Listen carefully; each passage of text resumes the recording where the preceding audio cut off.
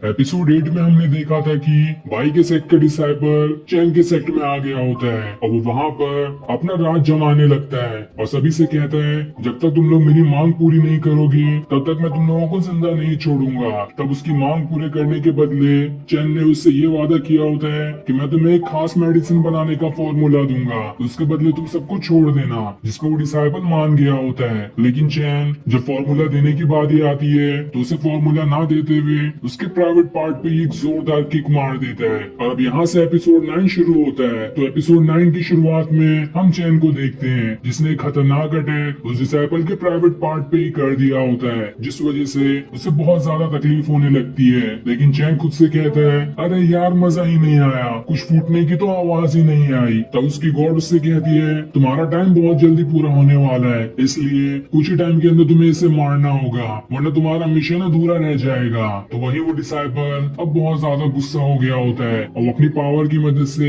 वहाँ पर अपने स्पिरिट बर्ड को ले आता है, जिनकी मदद से वो चैन के ऊपर अटैक कर देता है। लेकिन चैन भी अपना शील्ड बनाते हुए उसके अटैक से बच जाता है और फिर उन्हें स्पिरिट बर्ड को मारते हुए उन्हें वहीं पे खत्म कर देता है। तब ये देखकर वो डिसाइपल अपनी स्वॉर्ड निकाल लेता है और उसकी मदद से चैन के ऊपर अटैक कर रहा होता है, जहाँ वो उससे कहता है कभी तुमने स्पिरिचुअल वेपन देखा है, देखो मेरे पास स्पिरिचुअल वेपन वाली स्वॉर्ड है। तब ये सुनकर चैन भी अपनी डबल स्वॉर्ड निकाल लेता है जिसमें से पार्ट्स निकल रही थी और वो स्वॉर्ड को लेकर उस डिसाइपल से लड़ने के लिए तैयार हो जाता है। और फिर अब देखते ही देखते दोनों के बीच काफी जबरदस्त फाइट शुरू हो जाती है। दोनों लगातार एक दूसरे के ऊपर अटैक किए जा रहे होते हैं लेकिन किसी का भी एक दूसरे के ऊपर अटैक नहीं लगता। पर इस फाइट में कहीं न कहीं चैन ज्यादा पावरफुल दिखाई दे रहा था। ये देखकर उस डिसाइपल को बहुत ज्यादा गुस्सा आ जाता है, इसलिए अब वो अपनी स्पिरिचुअल पावर्स को एक्टिवेट करना शुरू कर देता है और उसकी मदद से एक बहुत ही खतरनाक अटैक चैन पे कर देता है। पर वो उस अटैक से बच जाता है, जिसके बाद वो दोनों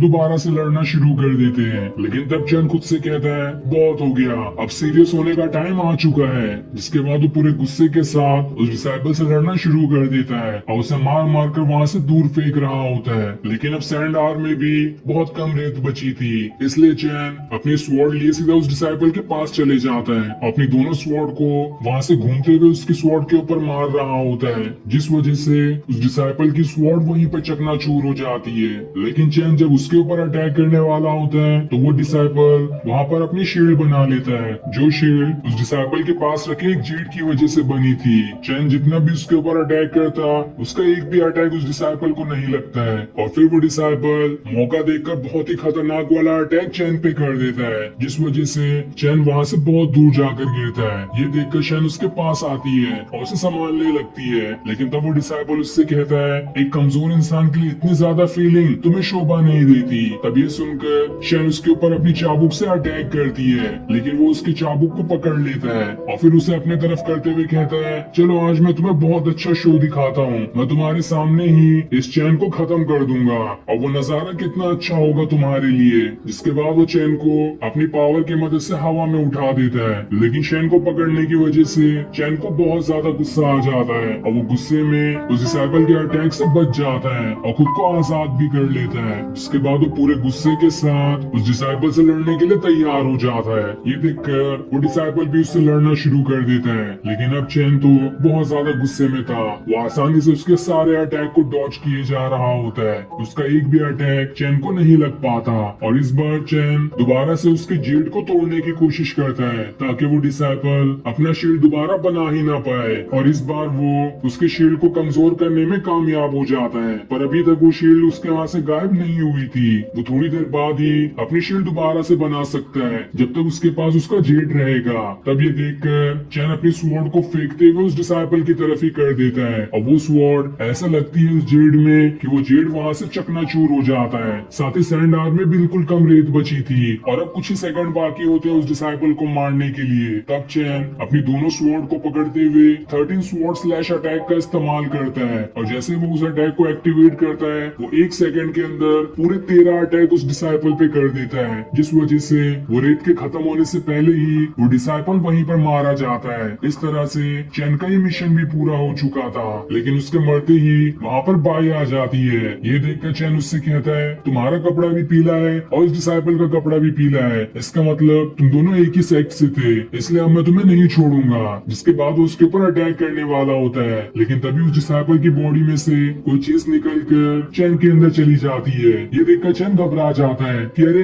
ये क्या चीज था मेरे अंदर जो घुस गया। तभी वहाँ पर शैन भी आ जाती है, जो चैन को बाई के बारे में बताते हुए कहती है कि ये क्लाउड सेट से नहीं बल्कि हमारे सेट से ही है, हमने ही उसे क्लाउड सेट में जासूसी करने के लिए भेजा था। जो सुनकर चैन भी हैरान रह जाता है कि इस बाई को तो उस क्लाउड सेट ने जासूस बनाकर यहाँ भेजा था, लेकिन असल में तो ये यहीं की जासूस निकली। जिसके बाद बाई चैन से कहती है तुम तो वही थे ना जो पानी के अंदर थे, रुको अभी मैं तुम्हें सबक सिखाती हूँ। लेकिन चैन उसे रोक लेती है और उससे कहती है उस टाइम चैन से गलती हो गई होगी, उसे माफ कर दो। लेकिन चैन कहता है मैं भी तैयार हूँ इसके लिए, आओ मैं तुम्हें अब तो सबक सिखा के रहूंगा, तुमने मेरे पर बहुत गलत इल्जाम लगाया है। लेकिन तब बाई रुक जाती है और फिर उसे उस चीज के बारे में बताती है जो उस डिसाइपल की बॉडी से निकलकर चैन के अंदर गई है। वो कहती है कि इस डिसाइपल के ग्रैंडफादर जो कि क्लाउड सेट के लीडर है, उन्होंने इसके अंदर एक ब्लड मार्क को डाला था कि अगर कोई भी इस डिसाइपल को मारे तो इसका ब्लड मार्क इसे मारने वाले के अंदर चले जाएगा,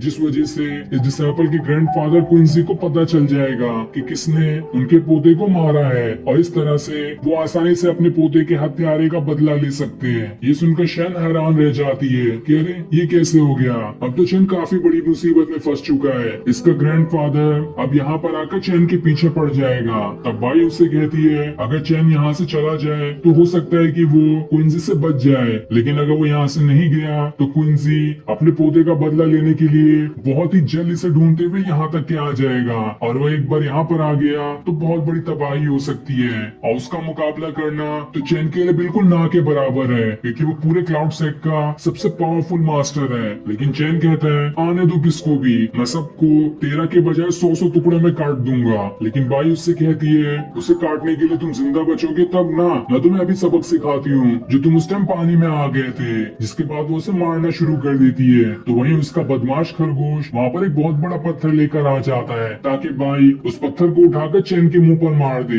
जिससे चैन वहीं पर मारा जाएगा। लेकिन चैन बाई को समझाते हुए उसे रोक लेती है, इसलिए बाई भी उस पत्थर से चैन के ऊपर अटैक नहीं करती। जिसके बाद बाई वहाँ से चली जाती है। दूसरी तरफ हम उस ब्लड मार्क को देखते हैं जो वहाँ से आगे बढ़ते हुए उस डिसाइपल के ग्रैंडफादर क्विंसी के पास पहुंच गया होता है, जिससे उसे पता चल जाता है कि मेरे पोते को किसने मारा है। ये देखकर वो बहुत ज्यादा गुस्से में होता है कि अब मैं उस चैन को जिंदा नहीं छोड़ूंगा, और फिर उसके गुस्से वाले चेहरे को दिखाते हुए ये एपिसोड यहीं पर एंड हो जाता है। Thanks for watching.